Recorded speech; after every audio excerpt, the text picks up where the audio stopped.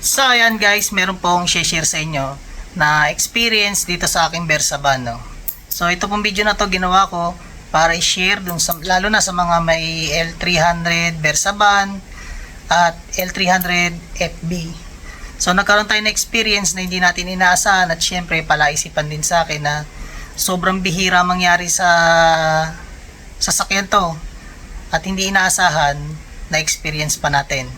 So nitong nakaraang araw, habang nasa biyahe kami pauwi, may narinig akong lumagutok sa parte ng engine. Then pagka lagutok, ang tinignan ko kagad dashboard. Nung nakita ko yung dashboard, baka possible mag-appear din yung sign. So meron yan lumitaw na sign. Yun po ay ang battery sign. So nagduda na po kagad ako, bakit po lumagutok at tumilaw ang battery sign. Una ko po naisip, bearing, baka po bumigay. So, kasi nung mga nakarang araw din, naramdaman ko magaspang yung andar ng alternator, possible bearing. Then, dinayagnos po natin, nung nakita ko po yung hose ng alternator papuntang oil pan, nagkaroon po ng, ang tawag doon, parang bewang. So, napipi. Sa madalit salita, napipi. So, palitin po pagka ganon. So, possible din, merong hindi siya nakakahigop ng langis or walang nakakapunta langis para dun sa bearing at nang hindi gumaspang or hindi umingay. Then nakala ko yun lang po ang problema. Nung sinilip ko at chinek maigi lahat ng proseso ng alternator at meron po tayong nakita na hindi inasahan na talagang magpapadugo sa atin. No? Dahil yun po ay dukutin at mahirap po ibaba. Alam po ng mga mekaniko yan. So share ko po kung ano po yung sinasabi ko na mahirap ibaba at dukutin. Madali po siya kung wala siya sa sasakyan eh. Pero dahil nasa sasakyan, so mahirap po siya ibaba. Share ko po sa inyo. So yun guys, mapapansin nyo, yung van ko nandito po sa labas ng aking bahay. No? Hindi po yan nakakapasok ng parking. 3 days na po yan nandito. So bubuksan ko lang po yung ilaw.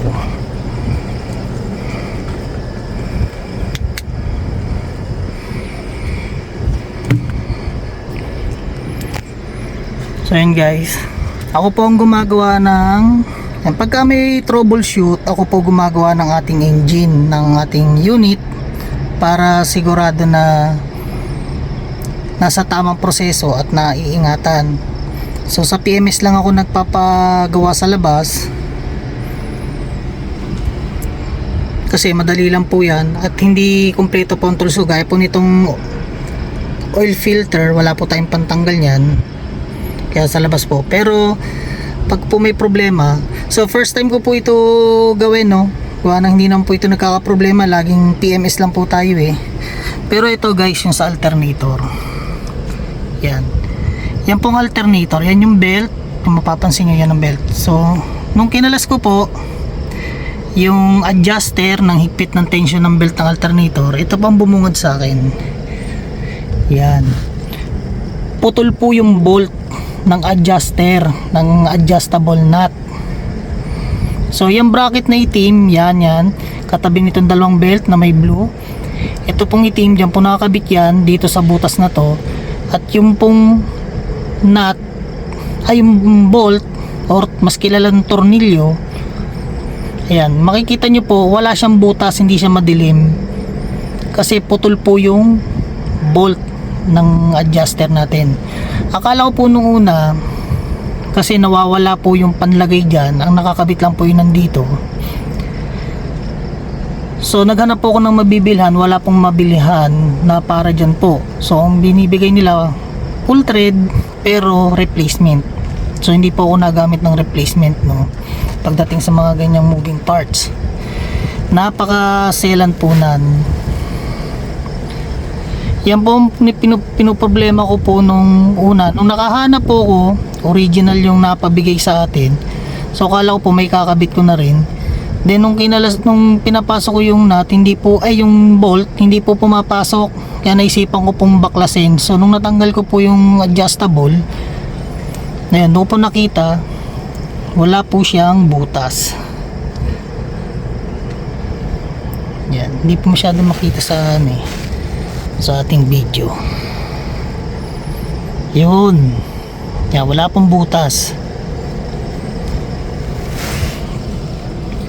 So ngayon po, nung nakita na natin putol, marami pong baklasin yan. Ganyan po kasikip dyan. Lahat po ng pwedeng daanan, may nakaharang. Ang kamay po, pagkakasyahin. Sa ilalim, ganun din. Kailangan may pansalo rin po tayo ng langis kasi tatanggalin natin ng oil hose ng oil pan papuntang alternator. So possible matapon yung langis. At ito pong tinatawag na eye bolt. Yan pong naka ano na yan, naiilawan natin katabi nitong dilaw. Hindi po nasasakop ng bilog ng ilaw, no. Yan pong eye bolt. Pantanggal po nan. So makakuha man ako ng pantanggal niyan, masikip para po ipihit. So gagawin na lang po natin ang paraan yan. At guys, ito yung aking ipapalit. Ito po yung naputol. Yan pong may half thread at walang thread. Ito po. At ito po yung humihila. Yan po yung nut na yan. At ito pong full thread na bolt. Yan po nakakabit dun sa may belt na yon at humihila para maging mahigpit yung ating belt ng alternator. So ito po yung naputol. Yung thread pong ito ang naiiwan dun sa alternator. Akala ko po nung una ito lang problema eh. Ngayon nasolusyonan, may tumulong sa atin at original pa itong napabigay kung ano yung kinakabit namin. Yan. Yung po pala putol. So update ko po kayo pag i-repair ko na po siya at babaklasin. Dahil ito lang po ang gamit na meron tayo. Yan. Ito galing po ito sa biyanan ko eh. 12. Then 12 na open range at box range. Then meron din tayong nakakuha tayo ng open range na 17 at box range na 17. So 17 po ang size nung eye bolt. Yan, yung tornilyo pong nakabalagbag. Hindi po ito maliit na to, ito pong malaki na nakabalagbag.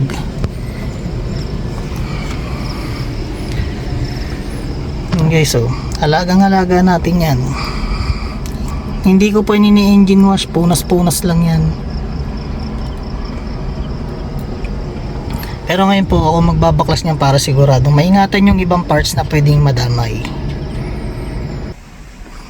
So yun guys, i-update ko po kayo dun sa pagre-repair ko ng L300 Versaban natin, no? Kasi mas gusto kong gamitin yun kaysa dito sa pula kong unit. Mas ano ko sa power ng makina na yun. So share ko po sa inyo.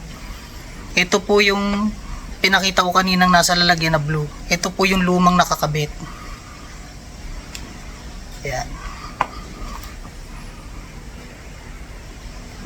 So pinalitan na natin siya ng bago, original din.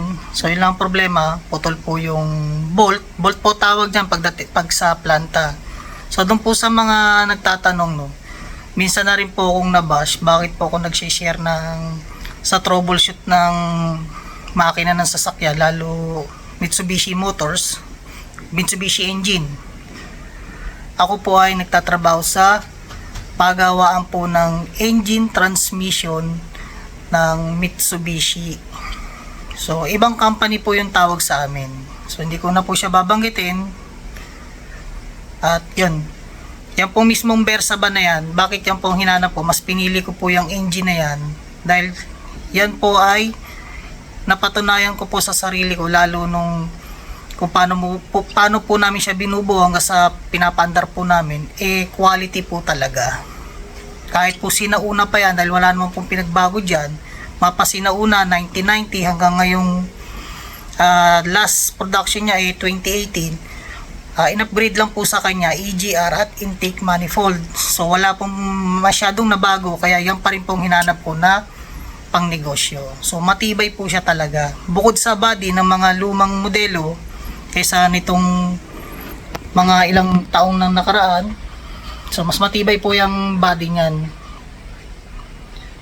So sana napagbigay ako ng ano sa inyo, no.